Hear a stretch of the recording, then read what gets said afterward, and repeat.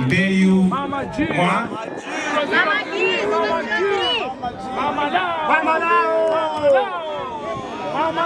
karibuni hoye.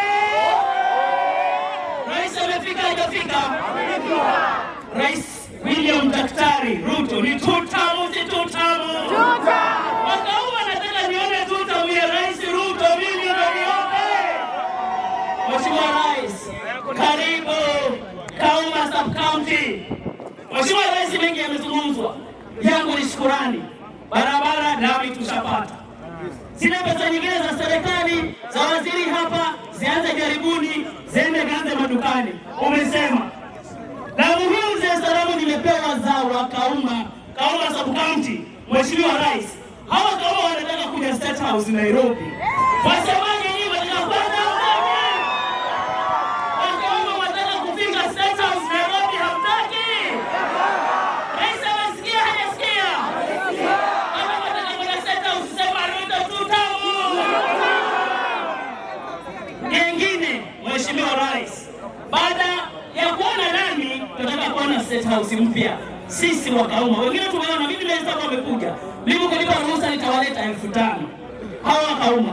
La pili, Mheshimiwa Rais, kuna shule moja ndani ya Ganze. Huko Baba Daributa Karnena. Shule ya shule kubwa iko local kabisa kule. Iko na wanafunzi wengi. Mitangani Secondary.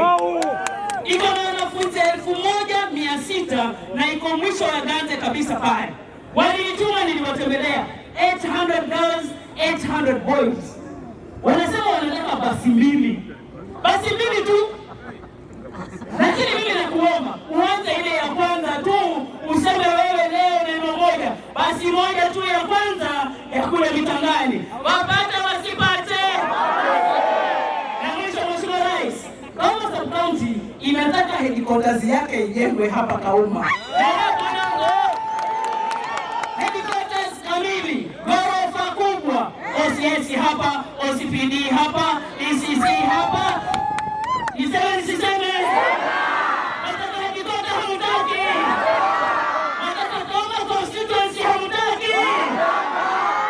Mheshimiwa Rais, hiyo ni assignment tu. Ukiongoza constituency ndani ya Kenya, tamu yako ya pili, Kauma yeye wa kwanza kupata constituency. Mama